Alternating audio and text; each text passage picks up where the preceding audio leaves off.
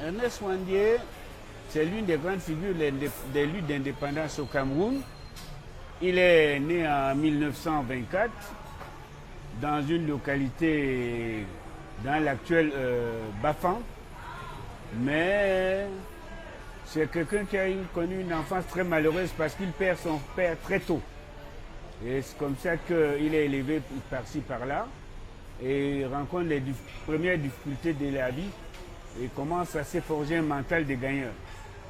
Ernest Ouandié fait l'école primaire au quartier Famla, actuel quartier Famla à l'ouest, à Bafoussam, où il obtient son CEP et vient faire l'école moderne qui est après le lycée Les Clercs, je ne sais pas si c'est ça. Donc l'école moderne à Yaoundé. Il se marie d'abord avec une première fille originaire de l'Ouest, avec qui le mariage n'a pas duré. Ils ont eu un enfant qui malheureusement ou heureusement est décédé. C'est par la suite, donc, comme il devient entre-temps ce qu'on appelait à l'époque instituteur indigène, parmi ses affectations, il est donc affecté à Idéa. C'est là où il rencontre donc sa femme, la sœur de l'ancien directeur général de la Sonara, M. Edine. Donc il épouse cette fille avec qui il file le parfait amour.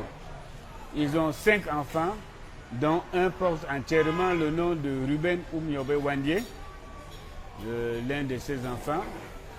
L'un des autres, Philippe, qui a travaillé à la Sonara, Philippe Ouandié, qui appelle tous les Bassa Yandoum, parce que la plupart parlent couramment Bassa et moins Bamleke. Paradoxe, c'est la langue maternelle. Il y a donc une des filles qui s'appelle Mireille. Donc c'est comme ça, donc, dans la lutte, il est appelé par ses camarades, le camarade Emile ou Man Passman. Il est reconnu comme un redoutable stratège et un guerrier qui est très respecté par Ruben Oumiobe et ses camarades. Donc, de fil à aiguille, il est de ceux qui sont tout le temps aux côtés de la direction de l'UPC. Ernest Ouandié est un véritable stratège, si bien que lorsque il est question de rentrer faire les luttes révolutionnaires, c'est lui qui a organisé donc la fameuse assemblée Soumaki en juin 1962, avec ce qu'on peut appeler les nouveaux diplômés d'Accra, que les amis français appelaient les nouveaux diplômés d'Accra, dont ce bureau était simple. Ouandié était le président. Un de ceux qu'on parle le moins, un des vice-présidents de l'UPC, Abel Kingue, était le vice-président. On parle de lui le moins parce que lui, différemment des autres dirigeants, lui il est mort sur un lit d'hôpital, alors que les autres sont morts sur le champ de bataille. Donc les autres dirigeants de cette UPC de 62, tu as Osenda Fana, Ndiawe Nikano, Tchapchet et Gabriel Abolo, Ungli Massaga. C'est le bureau du comité révolutionnaire, le CR. Ouandié donc revient, il entre sous Maki. Et il y a une histoire que beaucoup de gens vous disent, ah, Aïdjo avait refusé des services de base arrière à la France pour la guerre de Biafra. Ah non, j'espère que les archives vont le montrer. Il s'est expliqué avec les Français que ces gars étant à Accra, le Nigeria étant à la passerelle, si lui, il accepte la base de ces gens au Cameroun, rapidement, Accra, les gosses qui parlent la même langue vont rapidement ouvrir la base des révolutionnaires de l'UPC à Accra et venir facilement entrer par l'ouest du Cameroun et le broyer. Or, dans les guérillas, on appelle le repli stratégique, il faut avoir des bases arrière. Donc, c'est pour ça que ceux qui font exprès de tronquer l'histoire parlent de cette phase. C'est comme ça qu'on amène plutôt la base française au Gabon, avec les Focards qui comprennent que s'ils perdent le Cameroun, parce qu'il suffisait d'un peu pour soutenir la base du Biafra et la guerre du Biafra ici, pour que les Ghanéens disent à leurs amis nigérians, it's time now to help us. Donc Ouandié était obligé de se battre dans des conditions très, très difficiles. C'est comme ça que ces 5 enfants se retrouvent dans plusieurs pays de l'Europe de l'Est. Si bien que la première fois qu'ils se rencontrent, ils ont besoin d'un interprète. Ils se sont rencontrés par l'intermédiaire du docteur Makit. Certains ont été en Yougoslavie, d'autres par-ci, par-là. Entre-temps, comme beaucoup de révolutionnaires, ils aimaient la bonne chair, la bonne table et les femmes. Ce n'est pas un secret. Le camarade Émile a eu 3 ou 4 enfants au mariage, donc parmi lesquels une Ernestine, de mère ghanéenne, nigériane, parce que c'était des gens qui avaient du succès. Et ils aimaient ce qui est beau, et en se disant pourquoi pas pour le reste du pays. Il ne faut pas le leur reprocher. Donc, on ne peut pas les lancer la pierre pour ça. Donc, le camarade Émile était réputé comme Moumié et les autres comme des grands séducteurs, mais des grandes batailles combattants qui trouvaient des moments pour le repos du guerrier. Donc, en ce moment, sous Macky, sa famille est obligée de vivre à l'étranger et se retrouve là. Je crois que jusqu'aujourd'hui, il est temps qu'un pan de l'histoire soit clair sur le rôle de Monseigneur Ndogmo. Makembentolo, avec qui j'ai échangé longtemps, Njasep Mathieu, qui était son secrétaire particulier, son bras droit, Njasep, on racontait pas mal d'histoires, pas seulement à moi, et même lors des conférences publiques, que jusqu'aujourd'hui, Ndogmo a joué un rôle qui est un peu flou. Bon, heureusement que ceux qui ont commencé à créer les fondations Ndogmo pour des bases chauvines, pour célébrer l'évêque de Tonnerre, ont rapidement déchanté parce que son rôle est très trouble et flou. Aujourd'hui, on en parle très peu. Donc, Wandié et Madame Ahidjo le dit très bien. On va peut-être mettre ces extraits par la suite dans Archives d'Afrique, cette fameuse interview où Madame Germaine Ahidjo reprend les propos de M. Ahidjo. Ernest Wandié, je le respecte, mais je vais le fusiller. Monseigneur Ndogmo, je le méprise, je vais le libérer. Wandié était tellement courageux que quand le 15, d'abord lors de son procès, au tribunal militaire de Yaoundé, les photos attestent, il riait, il rigolait. Avec le commissaire de gouvernement, c'était des passes d'armes terribles. La fameuse question, où résidez-vous? Quand il a dit BMM, le commissaire du gouvernement lui a dit, Monsieur Wandié, on n'est pas ici pour rigoler, vous habitez où? Il a dit avec fair play, Monsieur le commissaire du gouvernement, de là où je suis parti pour venir au tribunal militaire, c'est où? Il dit BMM. Bon, ça a failli créer des incidents d'audience pour vous montrer jusqu'où cet homme était courageux et téméraire. Donc quand on l'amène au poteau, il a été avec, comme Makandaput, il avait demandé qu'on ne lui bande pas les yeux, qu'il voulait voir les balles venir.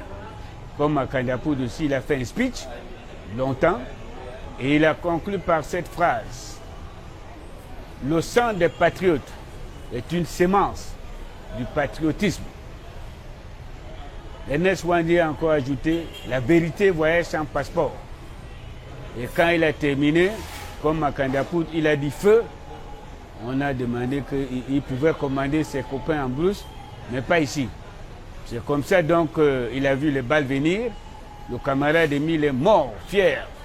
Et il avait conclu en disant à toutes les autorités, un jour, je sais qu'on parlera de moi et de mes camarades à la place centrale de l'histoire du Cameroun. On l'a traité encore de tous les noms d'oiseaux sur place. Il a répété cette phrase à haute voix, attachée sur le poteau. La poitrine, tous avaient des poitrines bombées. Il a repris. Un jour, la vérité voyage sans passeport. On parlera de moi et de mes compagnons à la place centrale de l'histoire du Cameroun. Je ne sais pas si le moment est déjà là, mais je suis sûr qu'on commence à s'approcher de ces pages centrales.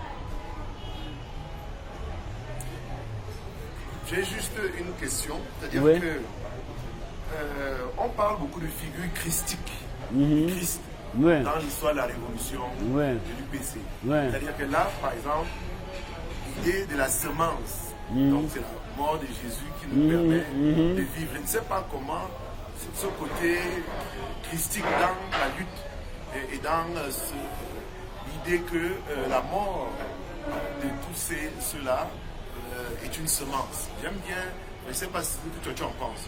Non, en réalité, les patriotes camerounais et même, je crois, africains, pour parler c'est du Cameroun, d'abord, l'un d'eux, pour ne pas dire, je crois, Ernest Ouandié, qui disait toujours une tête des patriotes camerounais coupée valait des dizaines de têtes qui vont renaître. Et c'est là où il a dit le sang des patriotes est une sémence du patriotisme. C'est-à-dire il y a eu beaucoup de jeunes qui ont adhéré dans le mouvement révolutionnaire, ayant vu Makanda Pout au poteau à Idéa, ayant vu Ernest Ouandié au poteau à Bafoussam le 15 janvier.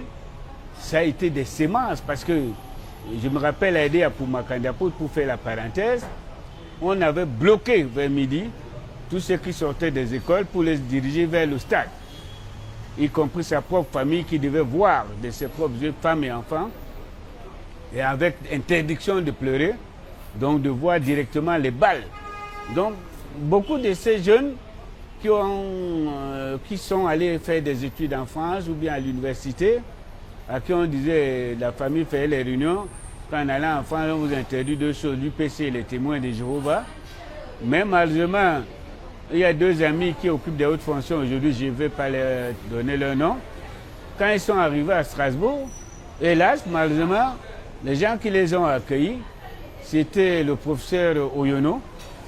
Ils sont restés avec lui des années, sans savoir que c'est de cet UP6 qu'on les avait interdits, Oyonongele, Samuel, de côtoyer. Et il a commencé à les donner des petites revues, des livres, etc. Jusqu'au jour où il les a demandé de l'accompagner à une réunion. Parce que les premières réunions, Ouni Machaga parlait dans un magnétophone. Camerounais, Camerounaises, leur regard, la patrie ou la mort.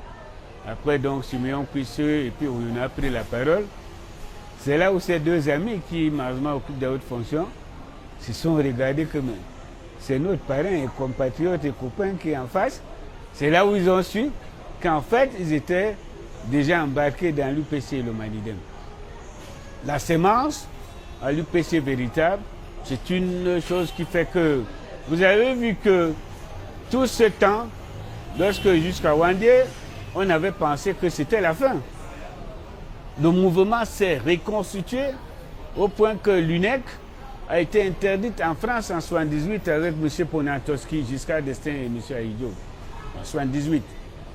Et la reprise a été faite avec les Moukoko Priso, Kwissu, Afo Akom, Wungli Bachaga, le leader incontesté. Et des gens, d'abord Wungli avait donné des consignes qu'il ne fallait pas que ceux qui adhèrent à l'UPC en clandestinité soient des gens bruyants. C'est pour ça que vous verrez tous les cadres de l'UPC en clandestinité étaient des gars très brillants. Architectes, Paris Dauphine, tous, et chacun avait 2, 3, 4 doctorats, parce que d'abord ils avaient la chance qu'ils finissaient, ils ne rentraient pas. Donc forcément, et vous avez vu que tous, leurs épouses, étaient aussi des militantes. Toutes, sans exception. Parce que Oungli aimait dire que si vous avez votre propre épouse, et que si les gens des renseignements la prennent, c'est que le mouvement est cuit. Donc il y avait ces consignes.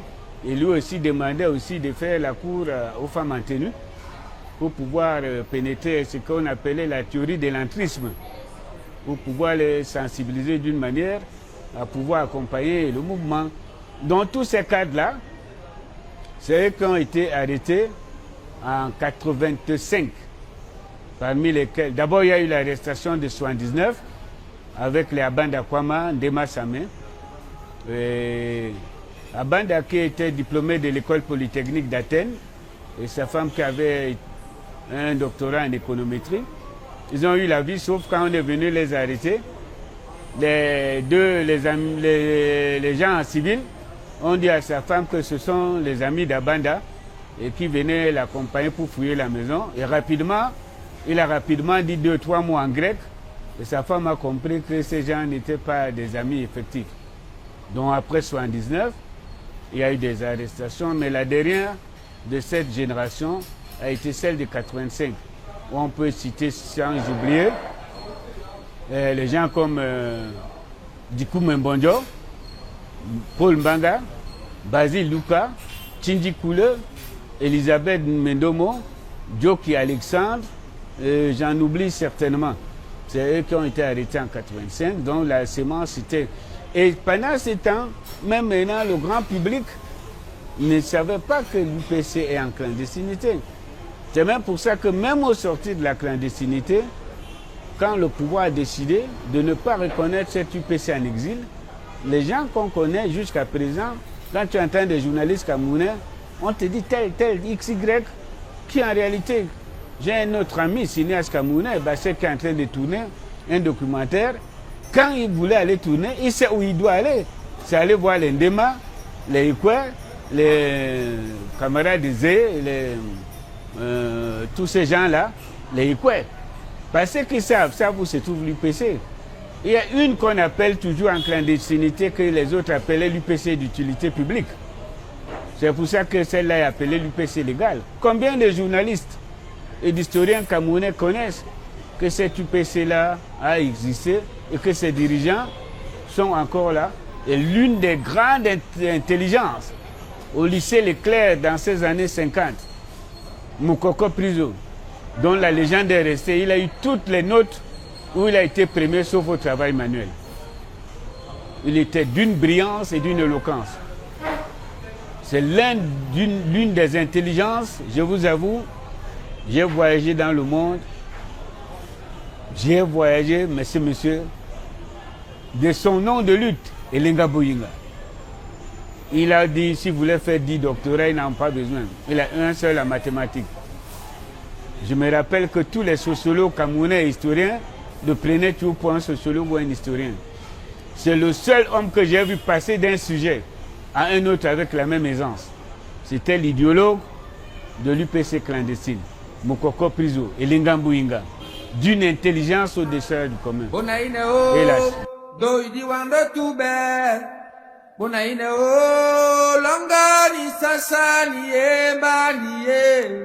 Buatenandi bopoindi